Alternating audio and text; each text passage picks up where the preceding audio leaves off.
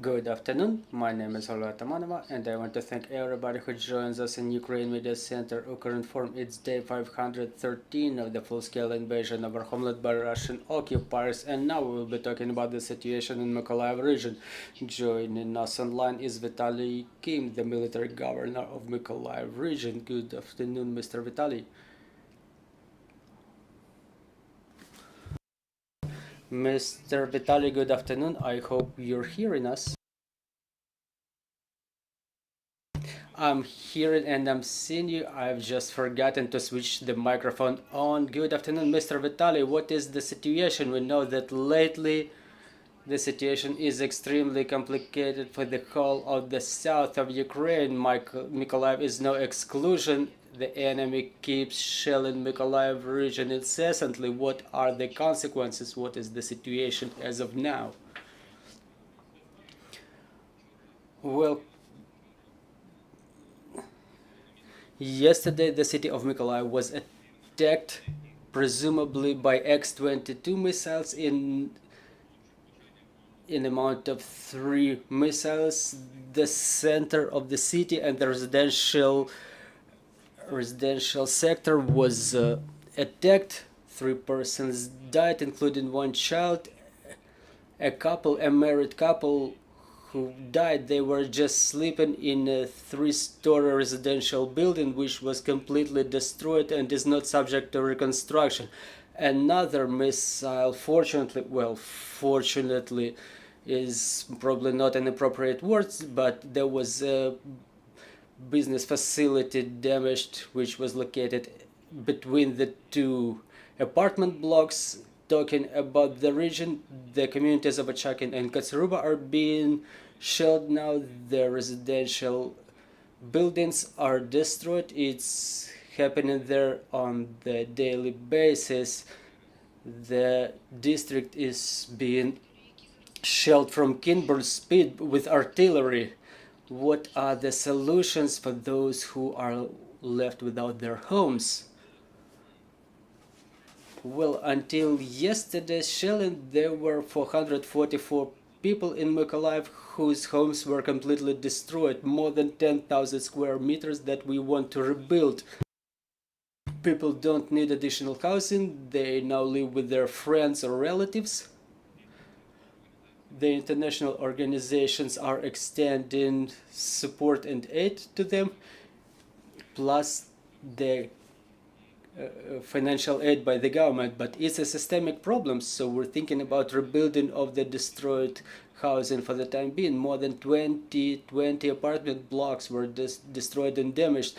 In some places the windows are broken along with the doors and semi-destroyed walls. Where the buildings are subject to repair, we support the reconstruction, and in case of completely destroyed building, it's a more lengthy process that we are working on.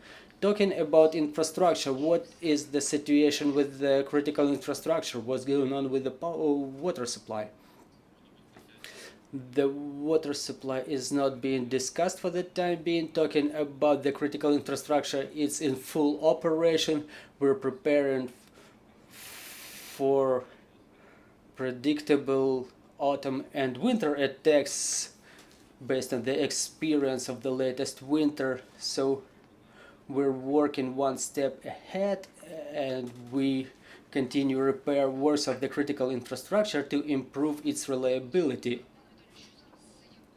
Mr. Vitalii, what is the dynamics that you observe with the migration of people? What is the situation in the region? Are people coming back or are they leaving? So what is the situation?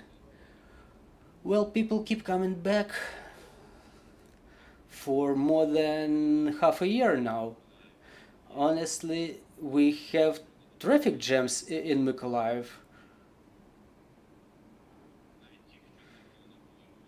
Even people who were staying abroad for like 1.5 years, they keep coming back in mass. Well, now there is an educational institutions admittance campaign all across the country. So what is going on in Mykolaiv region in this regard? Are there any specific steps taken to make sure this process happens? In Mykolaiv, well, you're talking about educational institutions, right? Yes, exactly. Well, the universities didn't stop their operation.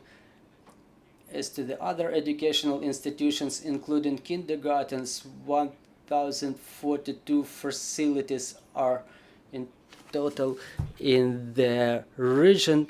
19 schools and 14 kindergartens were completely destroyed, and there were no shelters in more than 62% of the educational institutions equipped. So we try to bring all the educational institutions in compliance with the new requirements. 122 facilities will be working offline in the region. 172 facilities will be working in mixed mode, and the rest will work in remote education mode. Thank you for this information, dear colleagues. Do we have any questions from the floor? Good morning, Mr. Vitali. This is Lorenzo Cremonesi from Corriere della Sera from Italy. How are you? Sir, a bit of economy. You had important maritime industry. You have very developed industry in your region. Can you tell us, are people coming back also working? What is the situation of the work, of the industrial activity in the region, and the status of poverty? Because of course we know that the war is affecting the livelihood of people, and the question of unemployment and poverty. Can you tell us a little bit about that? Then I have a second question, but I prefer first of all you answer to this. Thank you.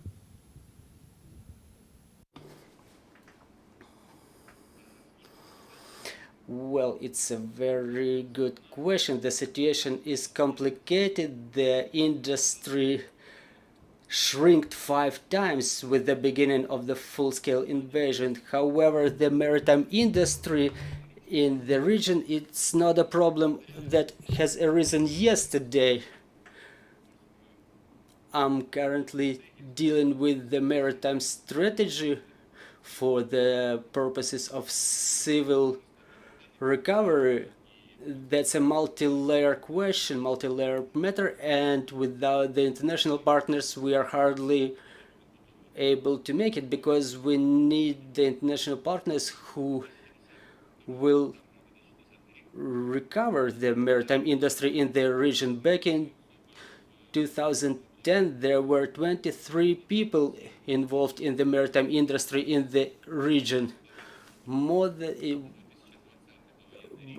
By the year 2020, the maritime industry was involving only 7,300 people. So for me, the task is to go back at least to the level of the year 2020 to renew the potential of Mykolaiv, but we're staying along the front lines, so it's difficult to talk about some large-scale projects now, but we try to work out this possibility. I was talking with the president and with the president's office, with the Navy and with the Ministry of Defense about placing civil procurement orders to have Mykolaiv produce those products that we can. There is a problem with the jobs, but we keep working on it. Mr. Lorenzo, your second question, please. Sorry, I missed the number, the figures. You said in 2020 we had 23,000 workers. That's what you were saying in the maritime, or in any case in general in the industry, and now there are 7,300. Is that what you say?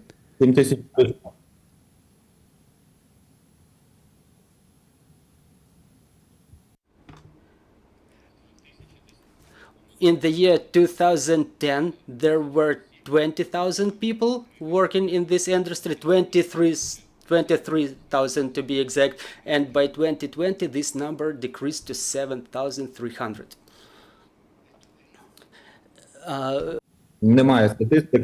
There is no statistics for today, but I think it's below 7,000. Question was the consequences of the last 3 days attacks. Can you tell us exactly what was attacked? I understood 2 days ago you had 19 people injured, I think. Can you tell us what the Russians are targeting in Mykolaiv region? Thank you.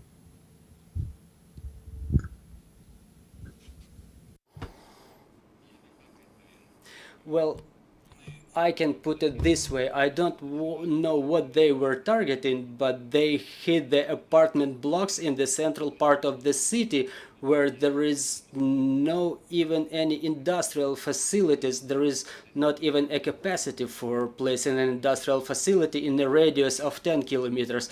Russians in their summary reports in their news, they don't even mention Mykolaiv. They say that Odessa and other facilities were attacked, and they haven't even mentioned their attack on Mykolaiv. However, 3 X-22 missiles hit the central part of the city, and they killed a married couple that were sleeping at their home.